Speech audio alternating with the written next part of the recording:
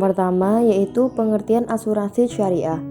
Berdasarkan DSN MUI, asuransi syariah merupakan sebuah usaha saling tolong-menolong di antara sejumlah orang melalui investasi dalam bentuk aset atau tabaruk yang memberikan pola pengembalian untuk menghadapi risiko tertentu melalui akad yang sesuai dengan syariah.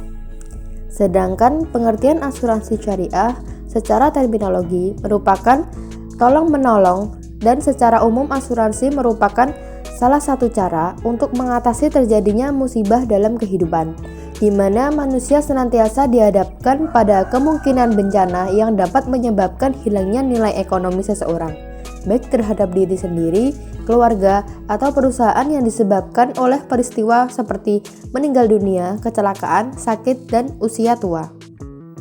Yang selanjutnya yaitu sejarah asuransi syariah.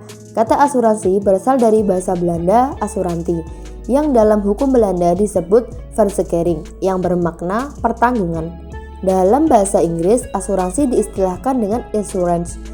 Penanggung diistilahkan dengan insure dan tertanggung diistilahkan dengan insured. Istilah asuransi mulanya dikenal di Eropa Barat pada abad pertengahan berupa asuransi kebakaran. Kemudian pada abad ke-13 dan ke-14 terjadi peningkatan lalu lintas perhubungan laut antara pulau sehingga berkembang pula asuransi pengangkutan laut yang berasal dari Romawi. Praktik asuransi Islami berawal pada pendapat Dewan Jurisprudensi Islam Liga Dunia Muslim Makkah, Arab Saudi yang menyetujui adanya asuransi kooperatif. Organisasi asuransi atas dasar kooperatif dimotivasi oleh sebab yang sama dan pada hakikatnya mengikuti perkembangan yang sama baik di zaman modern maupun di zaman kuno. Suatu negara Islam seharusnya menganjurkan pembentukan suatu industri asuransi yang dimotivasi oleh jiwa kooperatif karena gagasan kooperatif diakui dalam Islam. Dalam sistem asuransi kooperatif, para penyumbang dana asuransi adalah para dermawan dan sumbangan mereka adalah donasi dengan tujuan menanggung kerugian yang menimpa siapa saja dari para penyumbang itu secara bersama-sama. Kompensasi yang diberikan bertalian dengan kerugian yang diderita dan bukan suatu jumlah tertentu yang disetujui antara pengasuransi dan yang diasuransikan pada waktu perjanjian dibuat. Pada dekade 70-an, di beberapa negara Islam atau di negara-negara yang mayoritas penduduknya penduduk Muslim, bermunculan asuransi yang prinsip operasionalnya mengacu kepada nilai-nilai Islam dan terhindar dari ketiga unsur yang diharamkan Islam. Pada tahun 1979, Faisal Islamic Bank of Sudan mengambil prakarsa untuk mendirikan perusahaan asuransi atas dasar kooperatif yang bernama di Sudan. Perusahaan tersebut mengasuransikan usaha sebagai berikut. Yang pertama, asuransi muatan laut. Yang kedua, asuransi kapal. Yang ketiga, kebakaran dan pencurian. Yang keempat, penerbangan. Yang kelima, kecelakaan pribadi. Yang keenam, rekayasa. Dan yang terakhir yaitu ganti rugi para pekerja. Yang selanjutnya yaitu dasar hukum asuransi syariah. Dasar hukum asuransi syariah di sini terdapat dalam Al-Quran dan hadis. Untuk yang dari Al-Quran terdapat dalam Quran surat Al-Hasyr ayat 18 yang artinya, "Hai orang-orang yang beriman, bertakwalah kepada Allah dan hendaklah setiap diri memperhatikan apa yang telah diperbuat untuk hari esok atau masa depan dan bertakwalah kamu kepada Allah. Sesungguhnya Allah Maha mengetahui apa yang engkau kerjakan." Jelas sekali dalam ayat ini kita diperintahkan untuk merencanakan apa yang akan kita perbuat untuk masa depan. Yang selanjutnya yaitu terdapat dalam Quran surat Yusuf ayat 43 sampai 49. Dalam ayat ini Allah menggambarkan contoh usaha manusia membentuk proteksi menghadapi kemungkinan yang buruk di masa depan. Secara ringkas, ayat ini bercerita tentang pertanyaan Raja Mesir tentang mimpinya kepada Nabi Yusuf, di mana Raja Mesir bermimpi melihat 7 ekor sapi betina yang gemuk dimakan oleh 7 ekor sapi yang kurus, dan dia juga melihat 7 tangkai gandum yang hijau berbuah serta 7 tangkai yang merah mengering tidak berbuah. Nabi Yusuf sebagaimana diceritakan dalam surat Yusuf dalam hal ini menjawab supaya raja dan rakyatnya bertanam 7 tahun dan dari hasilnya hendaklah disimpan sebagian. Kemudian sesudah itu akan datang 7 tahun yang amat sulit, yang menghabiskan apa yang disimpan untuk menghadapi masa sulit tersebut, kecuali sedikit dari apa yang disimpan. Sangat jelas dalam ayat ini kita dianjurkan untuk berusaha menjaga kelangsungan kehidupan dengan memproteksi kemungkinan terjadinya kondisi yang buruk. Dan sangat jelas ayat ini menyatakan bahwa berasuransi tidak bertentangan dengan takdir. Bahkan Allah menganjurkan adanya upaya-upaya menuju kepada perencanaan masa depan dengan sistem proteksi yang dikenal dalam mekanisme asuransi. Yang selanjutnya yaitu dari hadis riwayat Muslim dari Abu Hurairah. Barang siapa melepaskan dari seorang muslim suatu kesulitan di dunia, Allah akan melepaskan kesulitan darinya pada hari kiamat. Dan Allah senantiasa menolong hambanya selama ia suka menolong saudaranya. Yang selanjutnya yaitu akuntansi untuk asuransi syariah. Di sini terdapat akuntansi dana peserta. Yang pertama, kontribusi. Berdasarkan PSAK 108 tahun 2016 dan FAS nomor 19, kontribusi adalah jumlah bruto yang menjadi kewajiban peserta terkait bagian risiko dan fee atau ujroh. Kontribusi adalah premi dalam istilah asuransi konvensional. Di sini terdapat pengakuan dan pengukuran. Berdasarkan PSAK 108 tahun 2016 paragraf 14, kontribusi peserta diakui sebagai pendapatan dari dana tabaruk dengan ketentuan sebagai berikut. Yang pertama, untuk akad asuransi syariah jangka pendek, kontribusi peserta diakui sebagai pendapatan dari dana tabaruk sesuai akad asuransi. Yang kedua, untuk akad asuransi syariah jangka panjang, kontribusi peserta diakui sebagai pendapatan dari dana tabaruk pada saat jatuh tempo pembayaran dari peserta. Di sini terdapat contoh transaksi jurnal penerimaan kontribusi. PT Aksyar 9 menjadi peserta salah satu produk asuransi SEBI Insurance Co yang mana polis diterbitkan dengan nilai kontribusi atau premi sebesar sekian. Untuk di debitnya yaitu kas atau bank atau piutang kontribusi dan kreditnya yaitu pendapatan kontribusi. Yang kedua ada tabaruk.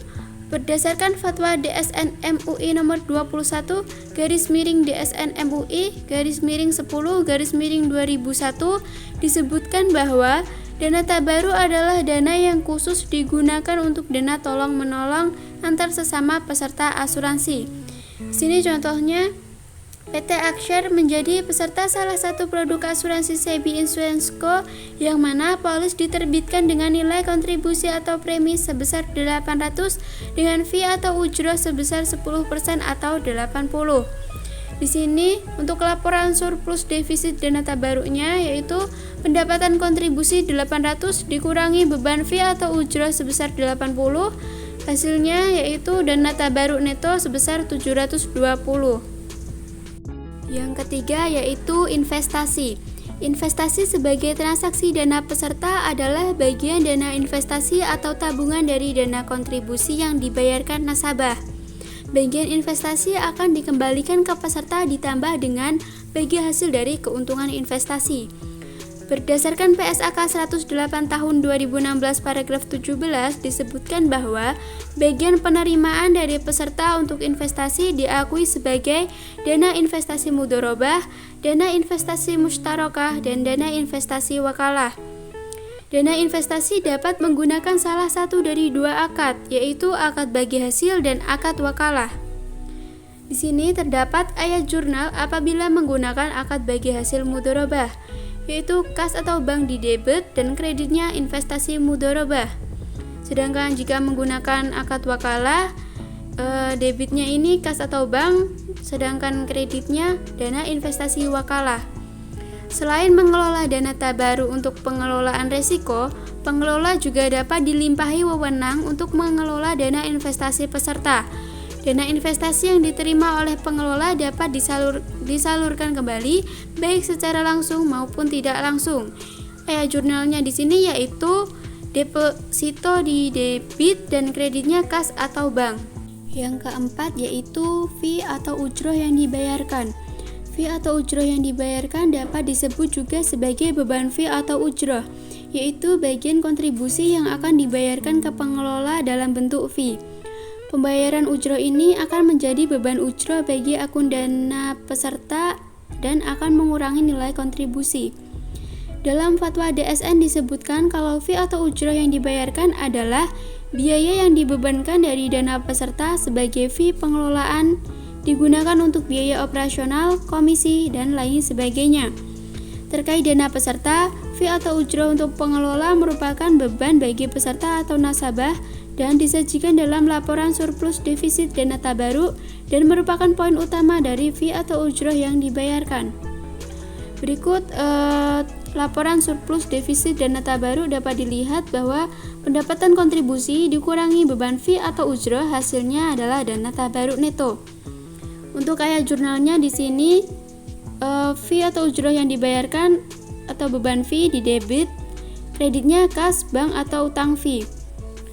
Misalnya saja PT Aksyar 9 menjadi peserta salah satu produk asuransi SEBI Insurance Co yang mana polis diterbitkan dengan nilai kontribusi atau premis sebesar 800 dengan fee atau ujroh sebesar 10% atau 80. Ini berarti fee yang dibayarkan atau beban fee-nya 80, kreditnya ini kas atau bank atau utang fee sebesar 80. Yang kelima yaitu ada kontribusi reasuransi.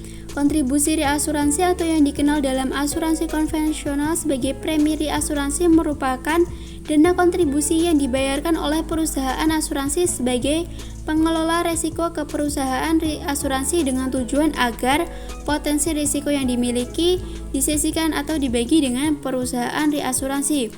Untuk ayat jurnalnya yaitu kontribusi reasuransi di debit dan kreditnya kas atau bank atau utang reasuransi. Yang keenam ada fee atau ujroh reasuransi yang diterima. Fee atau ujroh reasuransi yang diterima dapat disebut juga sebagai pendapatan ujroh reasuransi.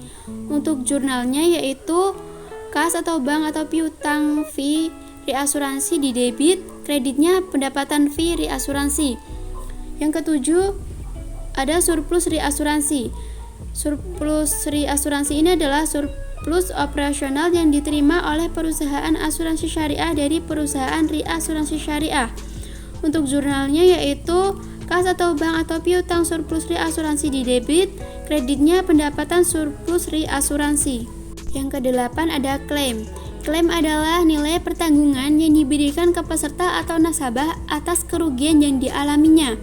Dalam perusahaan asuransi syariah, klaim bukan merupakan beban pengelola, tetapi merupakan beban asuransi atau underwriting yang diambil dari dana peserta.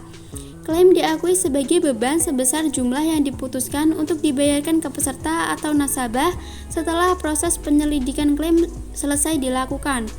Untuk jurnalnya yaitu beban klaim di debit, kas atau bank di kredit. Yang kesembilan ada klaim reasuransi. Klaim reasuransi adalah klaim yang diterima oleh pengelola dari perusahaan reasuransi yang telah melakukan kerjasama reasuransi. Pengajuan klaim kepada perusahaan reasuransi dilakukan setelah pengelola menerima pengajuan klaim dari peserta. Untuk jurnalnya yaitu kas atau bank atau piutang klaim reasuransi di debit dan kreditnya klaim reasuransi.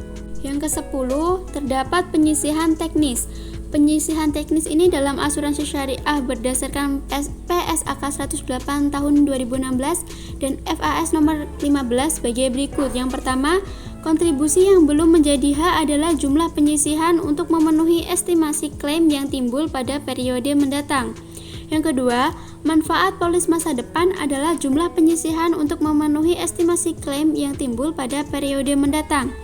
Yang ketiga, klaim yang masih dalam proses adalah jumlah penyisihan atas estimasi klaim yang telah dibayarkan pada periode mendatang. Yang keempat, klaim yang terjadi tetapi belum dilaporkan adalah jumlah penyisihan atas estimasi klaim yang telah terjadi tetapi belum dilaporkan sampai dengan akhir periode berjalan. Berikut penjelasan mengenai penyisihan kontribusi. Penyisihan kontribusi atau premi terdiri dari dua macam, yaitu penyisihan kontribusi yang belum menjadi hak untuk akad asuransi syariah jangka pendek dan penyisihan manfaat polis masa depan untuk akad asuransi syariah jangka panjang. Di sini terdapat jurnal transaksi penyisihan kontribusi yang belum menjadi hak untuk akad asuransi syariah jangka pendek. Untuk di debitnya yaitu beban kontribusi yang belum menjadi hak, sedangkan di kreditnya penyisihan kontribusi yang belum menjadi hak. Di sini juga terdapat jurnal transaksi penyisihan manfaat polis masa depan untuk akad asuransi syariah jangka panjang. Beban manfaat polis masa depan di debit dan kreditnya penyisihan manfaat polis masa depan. Lalu yang selanjutnya yaitu terdapat klaim yang masih dalam proses. Untuk jurnalnya yaitu beban klaim yang masih dalam proses di debit dan kreditnya penyisihan klaim yang masih dalam proses. Lalu terdapat klaim yang terjadi tetapi belum dilaporkan. Jurnalnya adalah beban IBNR di debit dan kreditnya penyisihan IBNR. Yang ke-11 adalah hasil investasi dan bagi hasil dana peserta. Hasil investasi adalah hasil yang diperoleh dari dana peserta berupa dana tabaruk dan tabungan yang dikelola oleh perusahaan asuransi sebagai pengelola.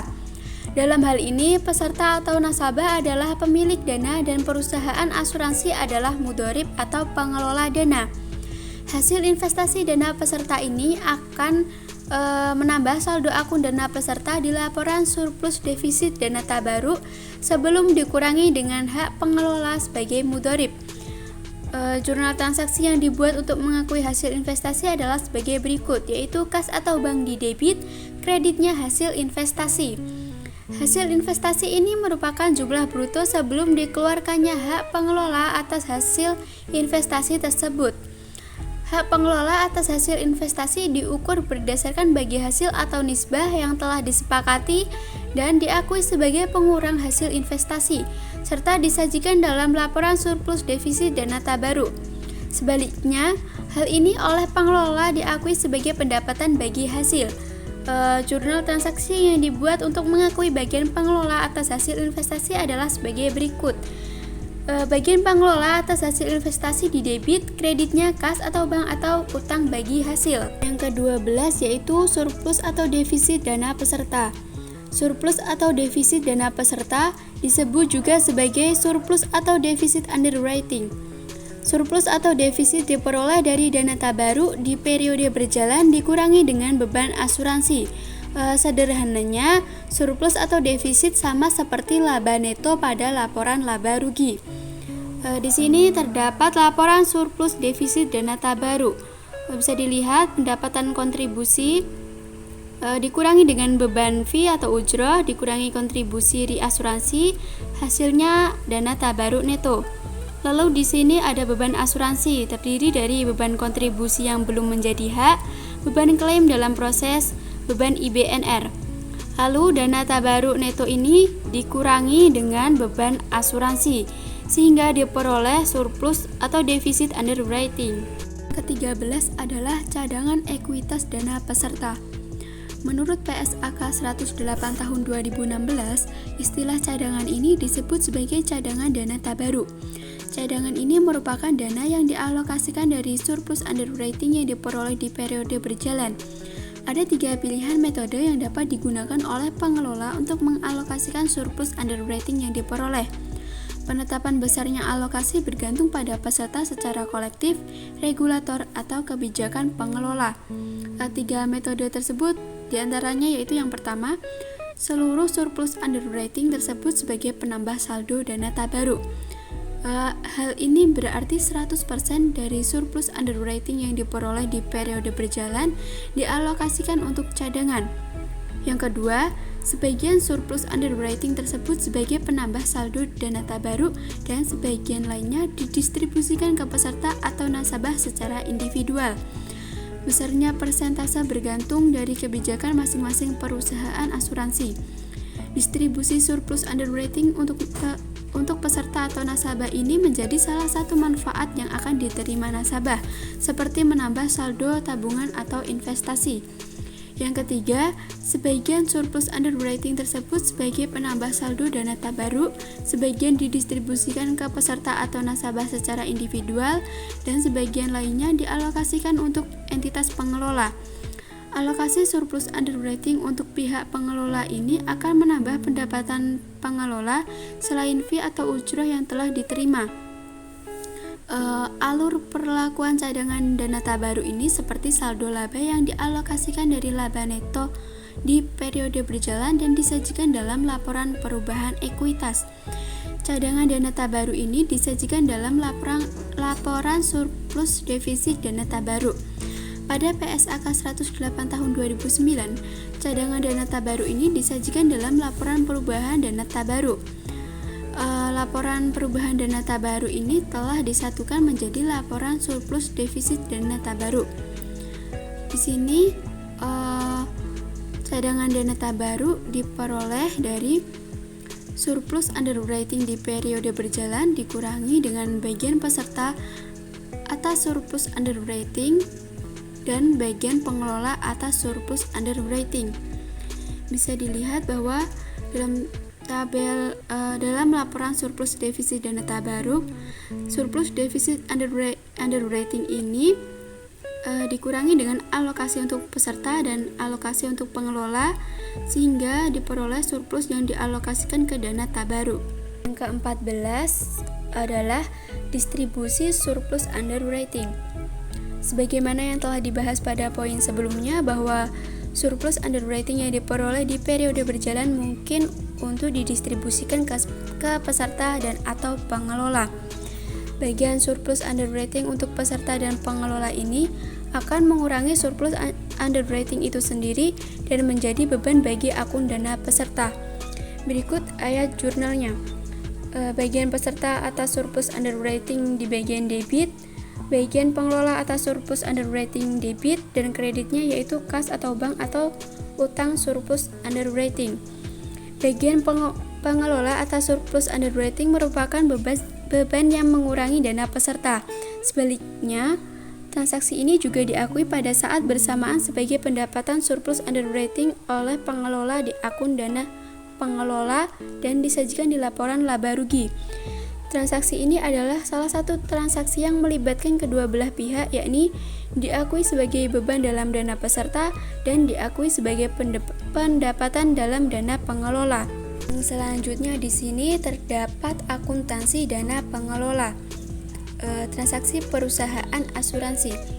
Entitas asuransi syariah sebagaimana yang disebutkan dalam PSAK 108 tahun 2016 terdiri dari asuransi umum syariah, asuransi jiwa syariah, reasuransi syariah, serta unit usaha syariah dari entitas asuransi dan reasuransi konvensional.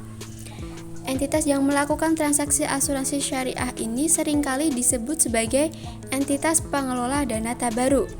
Selaku pengelola, maka entitas tersebut harus menyajikan dan mengungkapkan semua informasi terkait transaksi yang terjadi atas dana asuransi ke seluruh pemegang polis, sekaligus menyampaikan laporan kinerja keuangan dari modal yang dialokasikan para pemegang saham. Hal ini dinilai penting agar para pemangku kepentingan atau stakeholder mendapatkan kejelasan terkait kesesuaian penggunaan dananya dengan ketentuan syariah dan atau hal-hal lain yang disepakati. Berikut aktivitas ekonomi yang terjadi di perusahaan asuransi dan secara utuh menjadi hak dari dana pengelola. Yang pertama di sini ada investasi perusahaan. Investasi perusahaan merupakan kegiatan investasi yang dilakukan oleh pengelola yang bersumber dari modal perusahaan untuk memperoleh keuntungan dengan menggunakan akad mudharabah atau mudharabah mustarakah bila digabungkan dengan dana peserta. Bila pihak pengelola juga turut memasukkan bagian modalnya untuk dikelola dengan akad bagi hasil bersama dana peserta, maka pengelola juga dapat memperoleh bagian dari keuntungan investasi yang dilakukan. Di sini terdapat perlakuan akuntansi. Yang pertama yaitu pengakuan dan pengukuran. Perlakuan akuntansi untuk investasi dengan menggunakan akad mudharabah atau mudharabah mustarakah merujuk pada PSAK yang relevan. pada saat penempatan awal diakui sebagai aset dengan merinci instrumen-instrumen investasi yang dipilih, sementara untuk pengakuan pasca transaksi diakui sebagai aset non-investasi seperti piutang. Lalu terdapat penyajian. Investasi disajikan dalam laporan posisi keuangan di sisi aset dengan rincian instrumen-instrumen investasi yang dilakukan seperti deposito, saham syariah, sukuk, dan surat berharga syariah lainnya. Lalu yang ketiga ada pengungkapan. Entitas pengelola mengungkapkan terkait dengan investasi mencakup hal-hal berikut tetapi tidak terbatas pada 1. Kebijakan akuntansi untuk setiap instrumen investasi yang berasal dari modal. Yang kedua, rincian jumlah dan perubahan dana investasi berdasarkan akad yang digunakan. Yang selanjutnya yaitu ayat jurnal. Di sini yang pertama ada investasi. Jurnalnya adalah investasi di bagian debit dan kreditnya yaitu kas atau bank. Yang kedua, bukan investasi. Bukan investasi ini meliputi piutang investasi. Jurnalnya adalah piutang investasi di bagian debit dan kreditnya kas atau bank. Kemudian ada piutang hasil investasi, yaitu piutang hasil investasi di debit dan kreditnya bagian hasil pengelolaan investasi dana tabaruk. Kemudian di sini juga piutang hasil investasi di debit dan kreditnya bagi hasil pengelolaan investasi dana peserta. Jadi ada dari dana tabaruk dan juga dana peserta. Kemudian di sini ada jurnal hasil pengelolaan investasi dana tabaruk, yaitu piutang hasil investasi di debit dan kreditnya hasil pengelolaan perusahaan. Kedua yaitu penerimaan bagian dari hasil investasi dana tabaruk. Sebagian dana tabaruk yang dikumpulkan peserta diinvestasikan agar dapat berkembang dan digunakan untuk penanggulangan risiko yang lebih besar. Hasil pengelolaan dana tabaruk tersebut selanjutnya disertakan kembali ke dalam kumpulan dana tabaruk peserta, sementara sebagian lainnya dialokasikan ke pengelola sesuai kesepakatan. Investasi oleh pihak pengelola ini dilakukan baik dalam kedudukannya sebagai pihak representatif dari peserta, dalam hal ini menggunakan akad wakalah, maupun sekaligus dalam kapasitasnya sebagai pengelola, yakni menggunakan akad mudharabah atau mudharabah mustarakah. Hasil investasi tersebut termasuk juga akumulasi cadangan surplus underwriting dana tabaruk yang nantinya akan menambah dana tabaruk selain penambahan akibat pembayaran kontribusi peserta. Yang selanjutnya ada perlakuan akuntansi. Untuk perlakuan akuntansi bagian hasil investasi dari dana tabaruk menggunakan akad mudharabah atau mudharabah mustarakah merujuk pada PSAK yang relevan. Pada saat penagihan diakui sebagai aset bukan investasi dengan akun piutang hasil investasi, sementara untuk penerimaan bagi hasilnya diakui sebagai bagi hasil pengelolaan investasi dana tabaruk. Untuk penyajiannya, bagian hasil investasi dari dana tabaruk disajikan sebagai piutang atau piutang hasil investasi pada laporan posisi keuangan. Sementara bagi hasil pengelolaan investasi dana tabaruk disajikan dalam laporan laba rugi. Untuk pengungkapan, entitas pengelola mengungkapkan terkait bagian dari hasil investasi dana tabaruk mencakup hal-hal berikut tetapi tidak terbatas pada 1. Kebijakan akuntansi untuk setiap instrumen investasi yang dibagi hasilkan. Yang kedua, rincian jumlah dan sumber bagian dari hasil investasi dana tabaruk berdasarkan akad yang digunakan.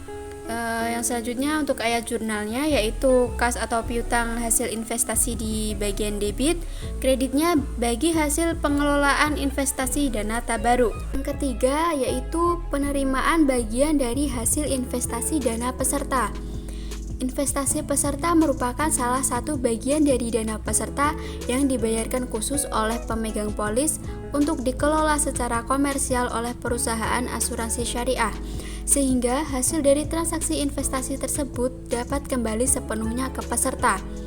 Pengelola dalam hal ini dapat berkedudukan sebagai pihak representatif dari peserta, dalam hal ini menggunakan akad wakalah, maupun sekaligus dalam kapasitasnya sebagai pengelola, yakni menggunakan akad mudharabah ataupun mudharabah mustarakah. Untuk perlakuan akuntansinya yaitu yang pertama pengakuan dan pengukuran. Perlakuan akuntansi untuk bagian hasil investasi dari dana peserta menggunakan akad mudharabah atau mudharabah mustarakah merujuk pada PSAK yang relevan. Pada saat penagihan diakui sebagai aset bukan investasi dengan akun piutang hasil investasi. Sementara untuk penerimaan bagi hasilnya diakui sebagai bagi hasil pengelolaan investasi dana peserta. Untuk penyajiannya, bagian hasil investasi dari dana peserta disajikan sebagai piutang atau piutang hasil investasi pada laporan posisi keuangan. Sementara bagi hasil pengelolaan investasi dana peserta disajikan dalam laporan laba rugi. Untuk pengungkapannya, di sini entitas pengelola mengungkapkan terkait bagian dari hasil investasi dana peserta mencakup hal-hal berikut tetapi tidak terbatas pada satu kebijakan akuntansi untuk bagi hasil pengelolaan investasi yang berasal dari dana peserta. Yang kedua, rincian jumlah dana investasi dan bagi hasilnya berdasarkan akad yang digunakan dalam pengumpulan dan pengelolaan dana investasi tersebut. Untuk ayat jurnalnya yaitu kas atau piutang hasil investasi di debit, kreditnya bagi hasil pengelolaan investasi dana peserta. Yang keempat adalah pendapatan ujroh. Pendapatan fee atau ujroh adalah sebagian dari jumlah bruto yang diberikan kepada pengelola karena memberikan jasa kepada peserta secara kolektif untuk mengelola dana tabaruk. Perlakuan akuntansinya di sini untuk pengakuan dan pengukuran, tidak seluruh dana tabaruk yang diterima dari peserta diakui sebagai pendapatan karena entitas pengelola tidak berhak untuk menggunakan dana tersebut bagi keperluan operasional perusahaan.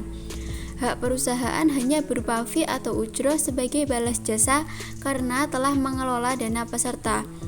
Bagian kontribusi untuk fee atau ujroh ini selanjutnya diakui sebagai piutang pendapatan ujroh ke peserta dalam bentuk aset non-investasi. Selanjutnya, penerimaan dari fee atau ujroh tersebut diakui sebagai pendapatan ujroh yang diterima dengan klasifikasi berdasarkan peruntukannya, meliputi pendapatan ujroh yang diterima atas pengelolaan risiko, pendapatan ujroh yang diterima atas pengelolaan investasi dana tabaruk, dan pendapatan ujroh yang diterima atas pengelolaan investasi dana peserta. Pengakuan ujroh pengelola tidak dapat disamakan dengan pengakuan kontribusi peserta sebagai pendapatan dana tabaruk, melainkan selaras dengan pengakuan kontribusi peserta dalam artian diakui secara garis lurus selama masa akad asuransi syariah, dengan pertimbangan bahwa pendapatan tersebut merupakan imbalan yang terkait dengan pemberian jasa pengelolaan dana tabaruk. Kata garis lurus tersebut bermakna bahwa ujroh diakui sebagai pendapatan secara proporsional dengan masa akad, sehingga sebagian ujroh diakui sebagai ujroh diterima di muka atau liabilitas yang selanjutnya diamortisasi sesuai periode berjalan. Untuk penyajiannya, bagian kontribusi untuk fee atau ujroh yang masih berupa liabilitas disajikan sebagai ujroh diterima di muka dalam laporan posisi keuangan dan akan disajikan sebagai pendapatan sesuai masa akad dan sumbernya, yakni pendapatan ujroh yang diterima atas pengelolaan risiko, pendapatan ujroh yang diterima atas pengelolaan investasi dana tabaruk, dan pendapatan ujroh yang diterima atas pengelolaan investasi dana peserta dalam laporan laba rugi. Untuk pengungkapannya, entitas pengelola mengungkapkan terkait pendapatan ujroh mencakup hal-hal berikut tetapi tidak terbatas pada satu kebijakan akuntansi untuk ujroh atas pengelolaan dana tabaruk dan dana peserta. Kedua, rincian jumlah dan persentase komponen kontribusi untuk bagian risiko dan ujroh dari total kontribusi per jenis asuransi. Untuk ayat jurnalnya yang pertama di sini piutang pendapatan ujroh ke peserta. Jurnalnya adalah kas atau bank di debit dan kreditnya ujroh diterima di muka. Yang kedua, jurnal pendapatan ujroh yang diterima atas pengelolaan risiko. Ujroh diterima di muka di debit dan kreditnya pendapatan ujroh yang diterima atas pengelolaan risiko. Yang ketiga, pendapatan ujroh yang diterima atas pengelolaan investasi dana tabaruk. Jurnalnya, kas atau ujroh diterima di muka di debit, kreditnya pendapatan ujroh yang diterima atas pengelolaan investasi dana tabaruk. Yang keempat, jurnal piutang pendapatan ujroh ke peserta.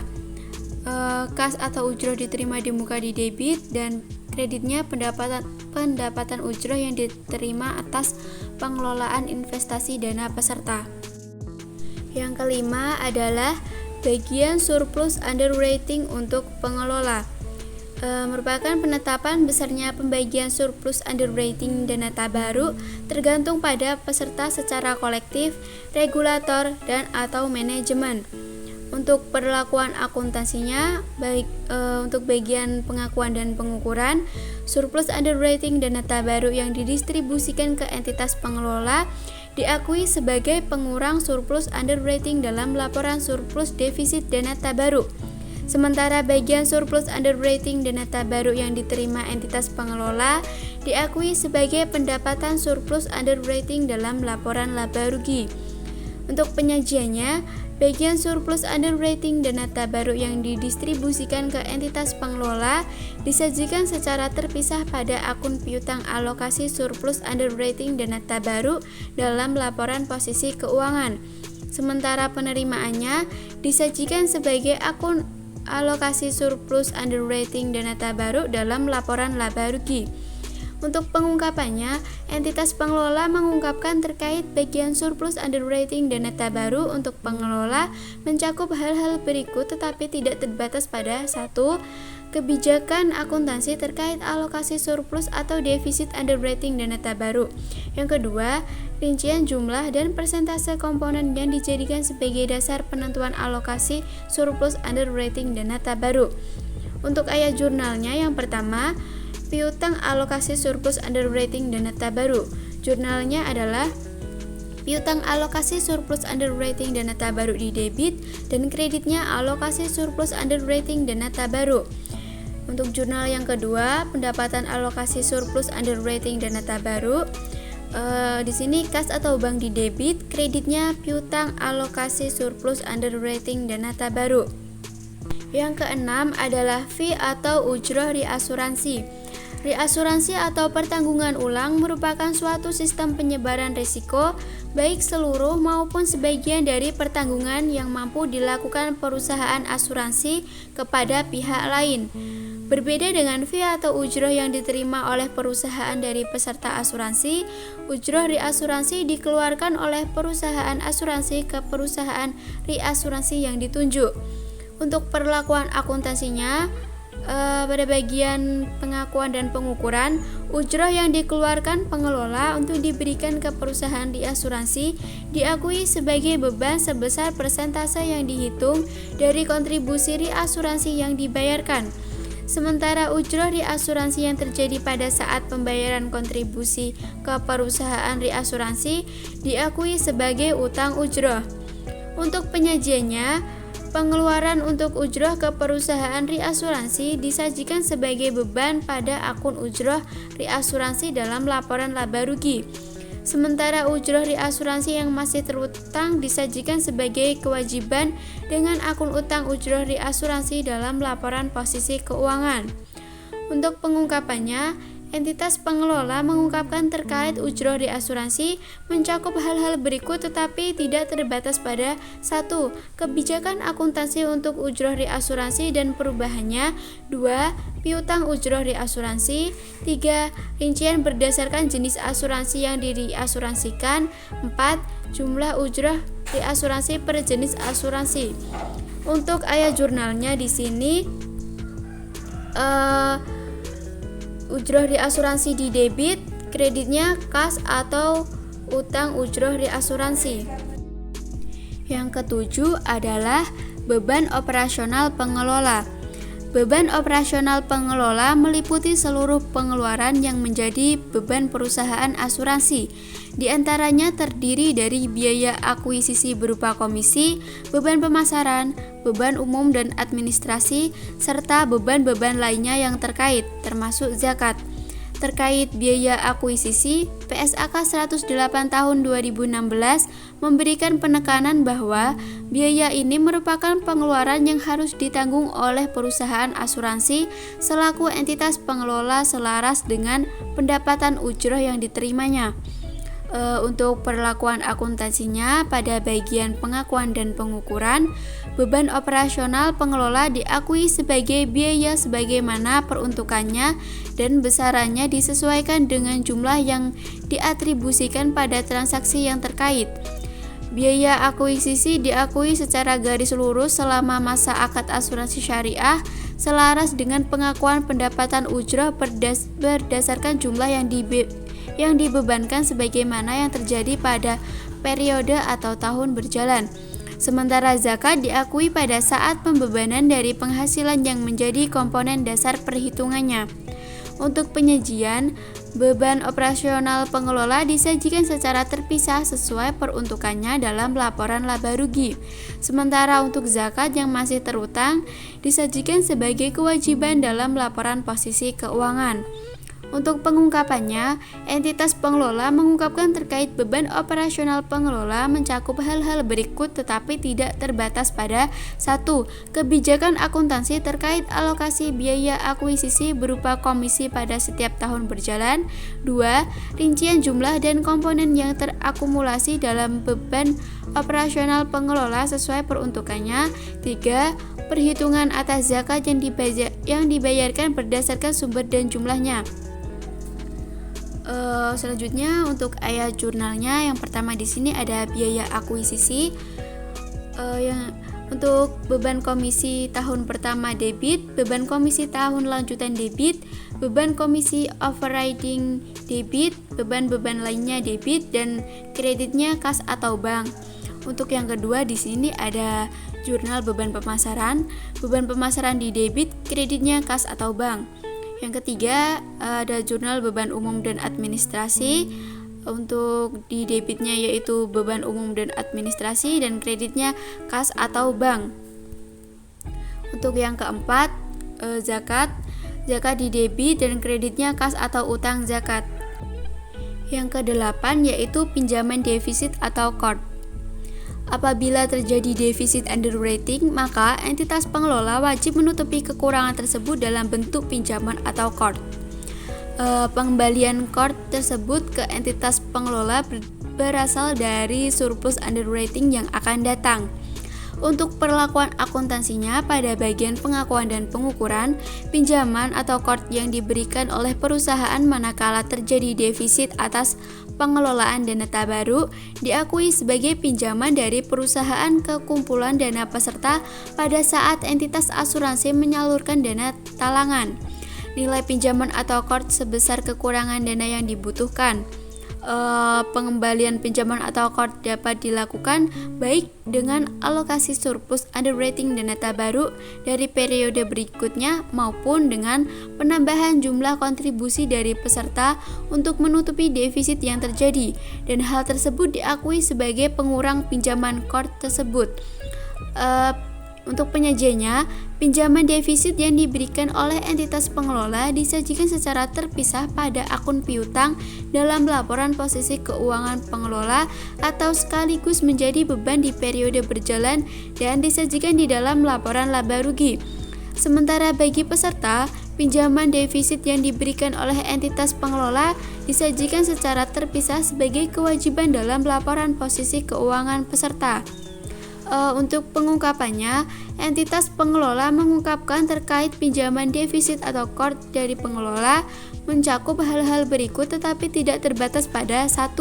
Kebijakan akuntansi terkait perlakuan atas transaksi pinjaman defisit atau qard.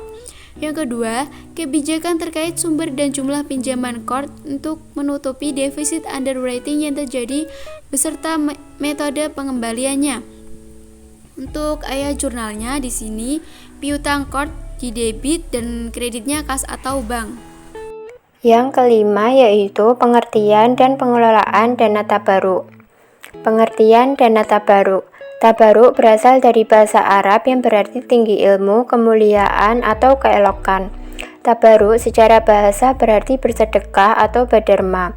Dalam arti yang lebih luas, tabaruk adalah mengerahkan segala upaya untuk memberikan harta atau manfaat kepada orang lain, baik secara langsung maupun masa yang akan datang tanpa adanya kompensasi dengan tujuan kebaikan dan perbuatan ihsan.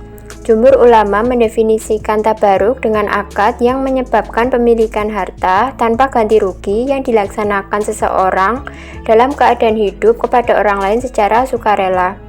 Akad tabaruk merupakan jenis akad yang berorientasi pada kepentingan sosial, yakni semua bentuk akad yang dilakukan dengan tujuan kebaikan dan tolong-menolong bukan untuk tujuan komersial, misalnya seperti qardul al-hasan, sedekah, hibah, infak, dan wakaf.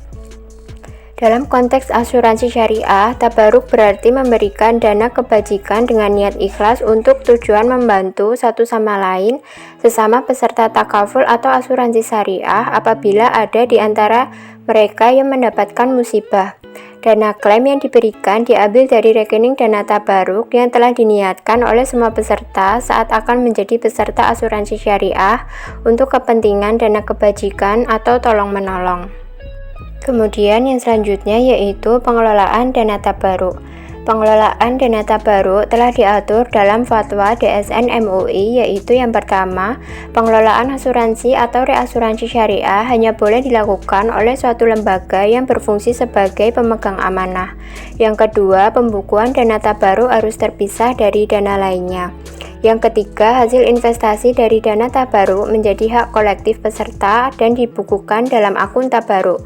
Yang keempat, hasil investasi perusahaan asuransi dan reasuransi syariah dapat memperoleh bagi hasil berdasarkan akad mudharabah atau akad mudharabah musytarakah atau memperoleh ujrah atau fee berdasarkan akad wakalah bil ujrah. Apabila terjadi surplus underwriting, dapat dilakukan dengan alternatif semua dana dicadangkan dalam akun tabaruk, disimpan sebagai dana cadangan dan dibagikan sebagian kepada peserta yang memenuhi syarat atau dapat diberikan kepada perusahaan asuransi sesuai dengan kesepakatan peserta.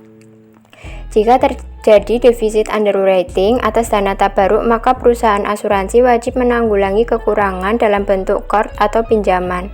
Pengembalian dana qard atau pinjaman kepada perusahaan asuransi disisihkan dari dana tabaruk. Yang keenam yaitu penyajian laporan keuangan. Pada laporan keuangan entitas asuransi syariah berdasarkan PSAK 108 tahun 2016 terdiri dari laporan posisi keuangan atau neraca berisi yang pertama aset. Terdiri dari yang pertama ada kas dan setara kas. Akun ini memuat jumlah uang baik saldo kas atau cash on hand maupun kas di bank milik entitas. Yang kedua piutang kontribusi, yaitu akun ini memuat jumlah kontribusi atau dana yang akan disetorkan oleh peserta. Yang ketiga piutang reasuransi, yaitu akun ini memuat jumlah dana yang disetorkan pengelola ke perusahaan reasuransi. Yang keempat piutang, terdiri dari murabahah, salam, dan istisna. Yang kelima, investasi pada surat berharga.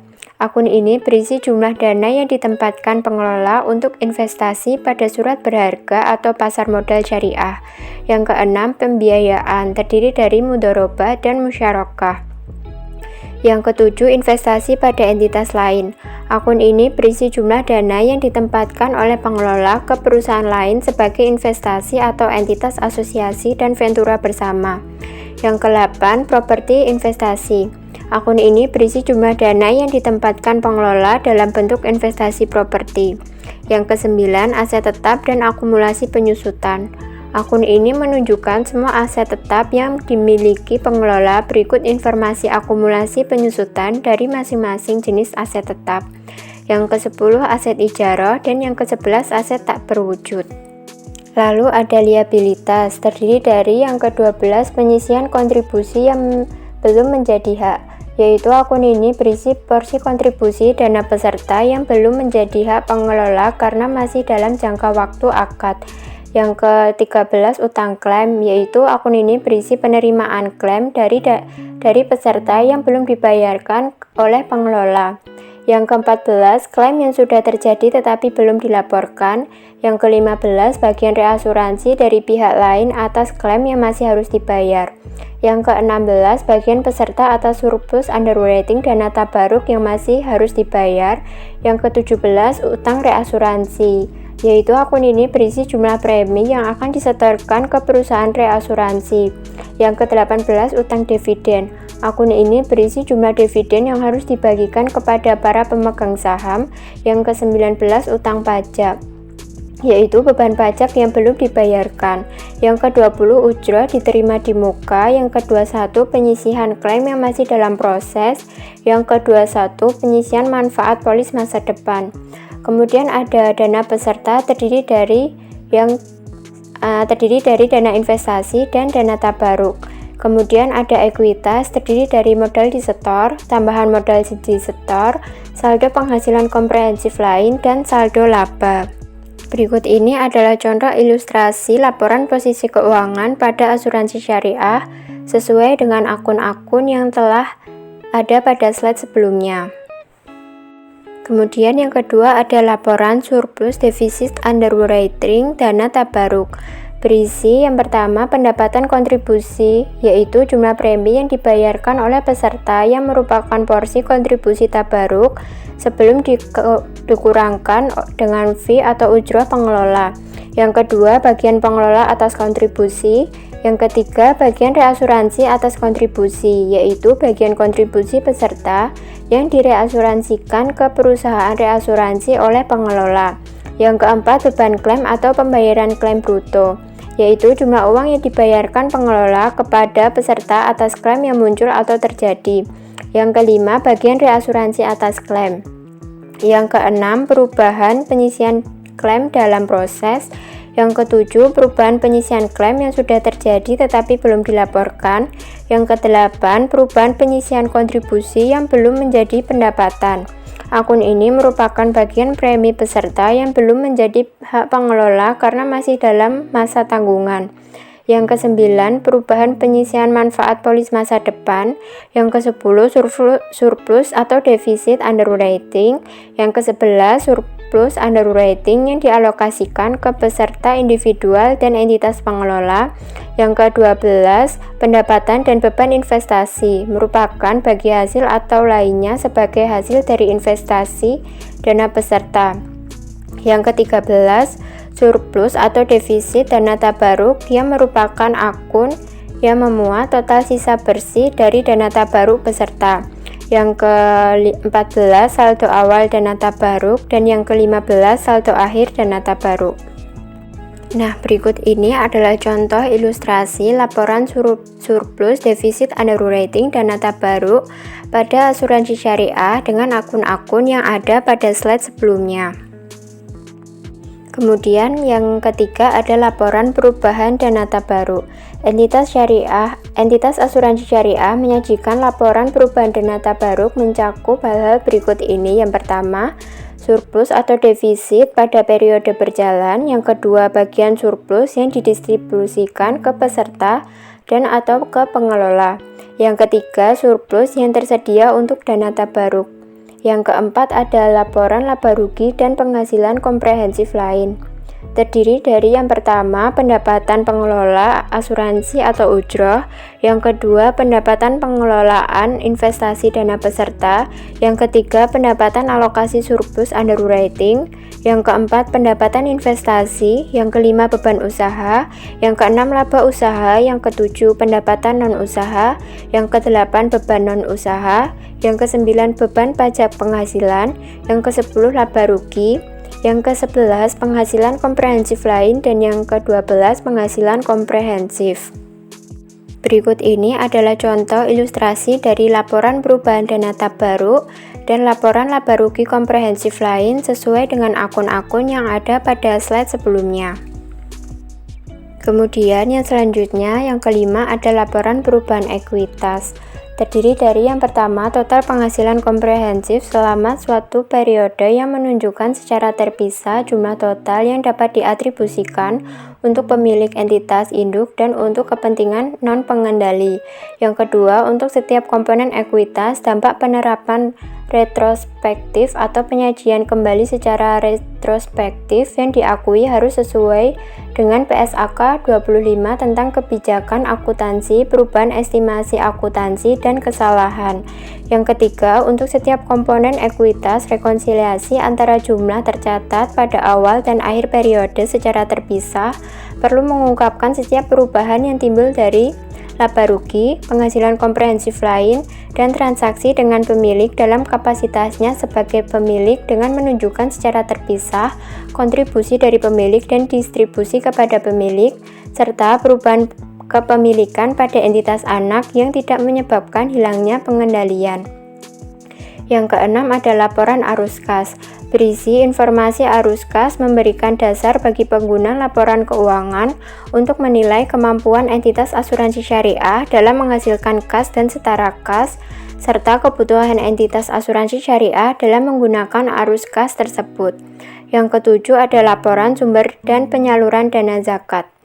Berisi yang pertama dana zakat yang berasal dari wajib pajak, yang kedua penyaluran dana zakat melalui entitas pengelola zakat sebagaimana yang diatur dalam peraturan perundang-undangan yang berlaku, yang ketiga kenaikan atau penurunan dana zakat, yang keempat saldo awal dana zakat, dan yang kelima saldo akhir dana zakat.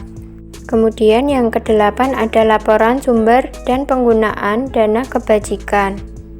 Berisi yang pertama, sumber dana kebajikan yang berasal dari penerimaan terdiri dari infak, sedekah, hasil pengelolaan wakaf sesuai dengan peraturan perundang-undangan yang berlaku, pengembalian dana kebijakan produktif, denda, dan penerimaan dana non-halal. Yang kedua ada penggunaan dana kebajikan untuk yang pertama ada dana kebajikan produktif, yang kedua sumbangan, dan yang ketiga penggunaan lainnya untuk kepentingan umum. Yang ketiga kenaikan atau penurunan sumber dana kebajikan, yang keempat saldo awal dana kebajikan, dan yang kelima saldo akhir dana kebajikan. Kemudian ini adalah contoh ilustrasi laporan sumber dan penggunaan dana kebajikan pada asuransi syariah dengan akun-akun yang ada pada slide sebelumnya. Yang selanjutnya, yang ke-9 ada laporan perhitungan tingkat solvabilitas dana tabaruk. Komponen-komponen laporan yang termuat dalam laporan perhitungan solvabilitas dana tabaruk yaitu yang pertama, laporan posisi keuangan, yang kedua ada perhitungan surplus underwriting yang siap untuk didistribusikan atau basis kas, dan hasil investasi dana tabaruk yang siap dibagikan. Yang ketiga ada laporan akumulasi dana tabaruk, yang keempat laporan arus kas, yang kelima rasio kesehatan keuangan terdiri dari pencapaian tingkat solvabilitas dana tabaruk dan kesehatan keuangan selain tingkat solvabilitas. Yang keenam ada perhitungan kekayaan dan kewajiban SAP, dan yang ketujuh dana jaminan. Kemudian yang terakhir ada catatan atas laporan keuangan. Berisi yang pertama informasi tentang dasar penyusunan laporan keuangan dan kebijakan akuntansi, yang kedua informasi yang disyaratkan oleh SAK yang tidak disajikan di bagian manapun dalam laporan keuangan, yang ketiga informasi yang tidak disajikan di bagian manapun dalam laporan keuangan tetapi informasi tersebut relevan untuk memahami laporan keuangan. Selain itu, berdasarkan peraturan Ketua Bapepam LK nomor /6/BL/2011 pada pasal 1 disebutkan bahwa bentuk dan susunan laporan untuk usaha asuransi jiwa adalah yang pertama, laporan perhitungan tingkat solvabilitas dana tabaruk tahunan dan triwulan, yang kedua laporan perhitungan tingkat solvabilitas dana perusahaan tahunan dan triwulan, yang ketiga laporan dana investasi beserta tahunan dan triwulan.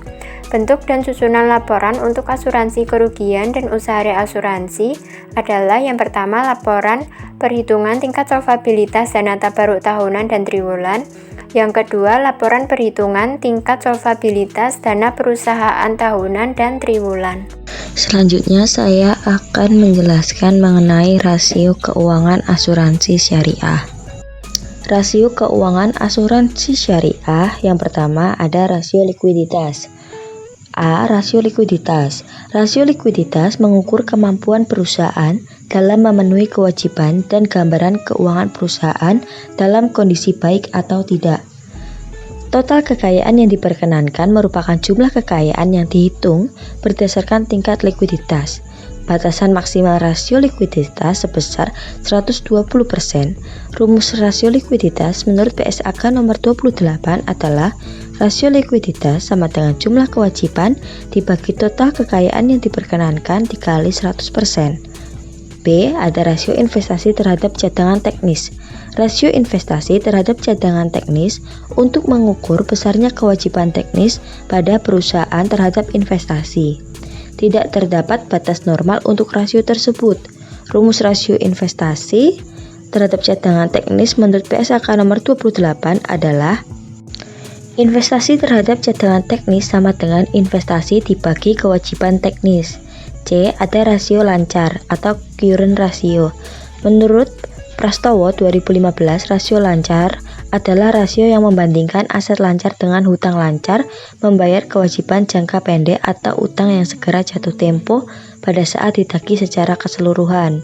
Rumus rasio lancar adalah rasio lancar sama dengan aset lancar dibagi kewajiban lancar dikali 100%. Rasio yang kedua adalah rasio solvabilitas. A. Rasio batas solvabilitas. Pada rasio ini terdapat dalam metode early warning system yang memiliki batas minimal 33,3%. Rumus dari rasio batas solvabilitas menurut PSAK nomor 28 sebagai berikut. Rasio batas solvabilitas sama dengan modal sendiri dibagi premi neto dikali 100%. B. Ada rasio kecukupan dana. Rasio kecukupan dana yang berfungsi untuk menilai tingkat kecukupan dana dari perusahaan asuransi. Batas minimal rasio kecukupan dana sebesar 33,3%. Rasio kecukupan dana dapat diketahui dengan rumus menurut PSAK nomor 28 sebagai berikut. Rasio kecukupan dana sama dengan modal sendiri dibagi total aset dikali 100%. C. Ada debt to asset ratio. Debt to asset ratio menunjukkan perbedaan jumlah kewajiban dengan seluruh aset yang dimiliki perusahaan. Apabila jumlah debt to asset ratio semakin tinggi, menandakan meningkatnya resiko perusahaan yang tidak mampu membayar kewajibannya. Debt to asset ratio dapat diketahui dengan rumus sebagai berikut. Debt to asset ratio sama dengan total kewajiban dibagi total aset dikali 100%. Rasio rentabilitas. Rasio rentabilitas merupakan rasio untuk mengukur tingkat perolehan keuntungan dibandingkan dengan penjualan atau aktiva pada periode tertentu. Artinya, rasio rentabilitas ini berkaitan erat dengan kelangsungan hidup perusahaan. Rasio rentabilitas bertujuan untuk mengetahui kemampuan perusahaan dalam menghasilkan laba selama periode tertentu dan juga memberikan gambaran tentang tingkat efektivitas manajemen dalam melaksanakan kegiatan operasinya.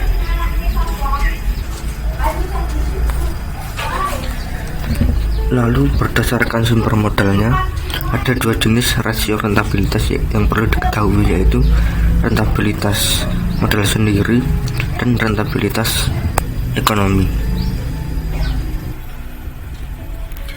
Untuk yang pertama yaitu rentabilitas ekonomi. Rentabilitas ekonomi merupakan kemampuan perusahaan dalam menghasilkan laba yang berasal dari modal asing dan modal pribadi. Oleh karena itu, pengertian rentabilitas ekonomi seringkali dimaksudkan sebagai kemampuan suatu perusahaan dengan seluruh modal yang bekerja di dalamnya untuk menghasilkan laba. Salah satu faktor yang menentukan tingkat rendahnya rentabilitas ekonomi ini adalah profit margin. Rumus dari rentabilitas ekonomi sendiri yaitu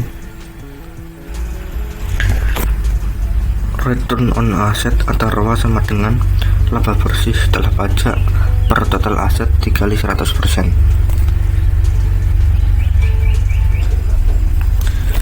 Lalu yang kedua yaitu rentabilitas modal sendiri atau yang bisa disebut dengan rentabilitas usaha, merupakan kemampuan perusahaan dalam menghasilkan laba yang berasal dari modal keuangan milik pribadi alias tidak memperhitungkan modal asing. Laba perhitungan untuk menghitung rentabilitas modal sendiri adalah laba usaha setelah dikurangi dengan modal asing dan pajak perseroan.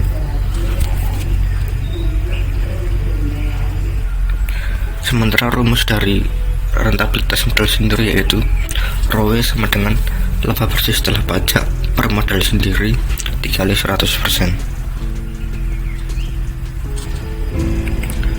Lalu kemudian rasio stabilitas premi. Rasio stabilitas premi menunjukkan seberapa besar kenaikan premi pada tahun berjalan dibandingkan dengan tahun sebelumnya. Rasio stabilitas premi terbagi menjadi dua, yaitu rasio pertumbuhan premi dan rasio retensi diri. Untuk rasio pertumbuhan premi menunjukkan tingkat kestabilan premi atau pendapatan dan seberapa besar perkembangan premi yang dimiliki perusahaan. Rasio pertumbuhan premi dapat dihitung dengan membandingkan antara kenaikan atau penurunan yang terjadi pada premi neto dengan premi tahun sebelumnya. Batasan standar untuk rasio pertumbuhan premi minimal 23%. Untuk rasio retensi diri digunakan untuk mengukur tingkat retensi perusahaan yang nantinya dapat dipakai sebagai dasar untuk membandingkan kemampuan perusahaan yang sebenarnya dengan dana yang tersedia. Rasio retensi diri dapat dihitung dengan membandingkan antara premi neto dengan premi bruto. Rasio retensi diri tidak memiliki batasan minimal atau maksimal. Namun, nilai rasio retensi diri sebaiknya tinggi agar mampu menunjukkan perusahaan telah beroperasi dengan baik.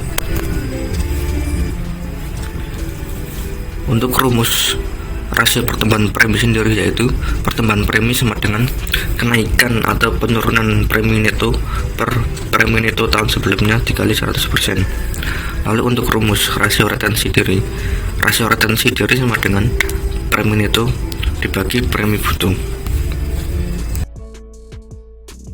Selanjutnya saya akan menjelaskan tentang Risk Based Capital. Yang pertama, pengertian RBC. RBC yaitu rasio kesehatan perusahaan yang menunjukkan tingkat kemampuan perusahaan asuransi untuk membiayai hutangnya yang tidak lain adalah pertanggungan yang dikelola oleh perusahaan tersebut. Tujuan utama dari regulasi RBC adalah sebagai alat bagi regulator untuk mengidentifikasikan atau deteksi dini bagi perusahaan asuransi yang mempunyai masalah keuangan, sehingga manajemen dapat melakukan tindakan perbaikan dan membatasi penggunaan dana jaminan. Peraturan Menteri Keuangan Nomor 424/KMK 06/2003 tentang kesehatan keuangan perusahaan asuransi dan perusahaan reasuransi. Pada peraturan tersebut, perusahaan harus memenuhi tingkat solvabilitas yang telah ditetapkan sebesar 120% dari keseluruhan risiko kerugian yang akan muncul dari pengelolaan kewajiban dan kekayaan. Materi yang kedua, ketentuan Risk Based Capital. Ketentuan diantaranya adalah UU Nomor 2 Tahun 1992 tentang usaha perasuransi dan pengawasan terhadap usaha perasuransi juga meliputi kesehatan keuangan perusahaan asuransi yang terdiri atas batas tingkat solvabilitas, retensi sendiri, reasuransi, investasi, dan cadangan teknis.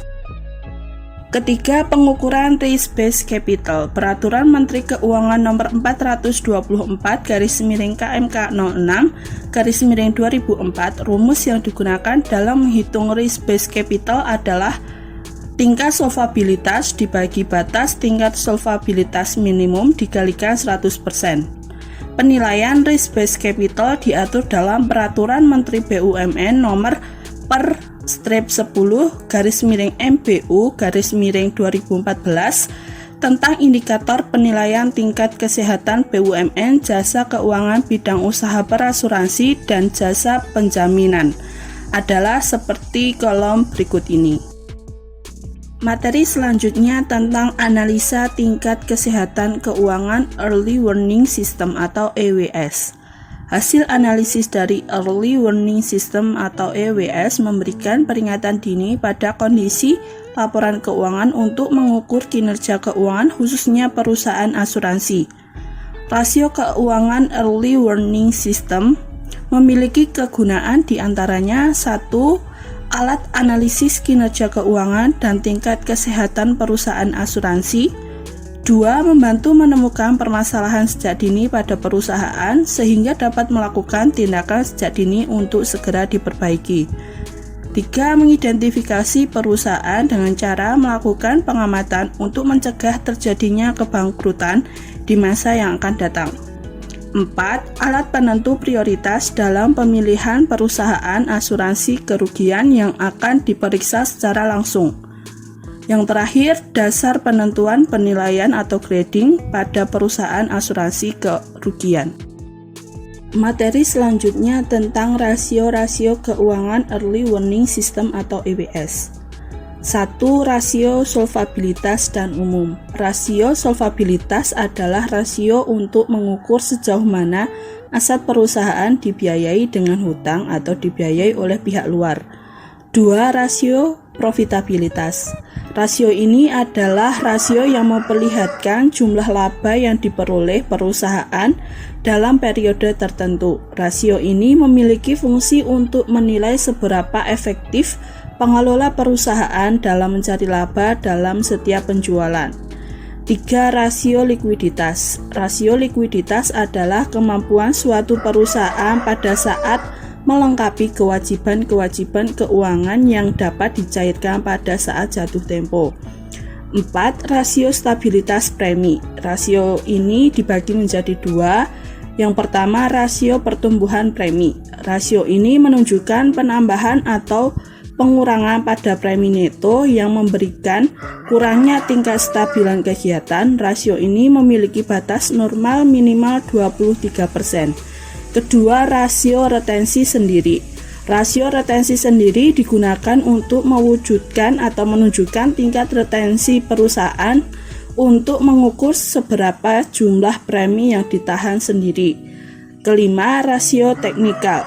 Rasio teknikal ini terdiri dari rasio kewajiban teknik. Rasio kewajiban teknik memaparkan tentang kecukupan dana cadangan yang dibutuhkan saat menempuh kewajiban yang muncul dari penutupan resiko.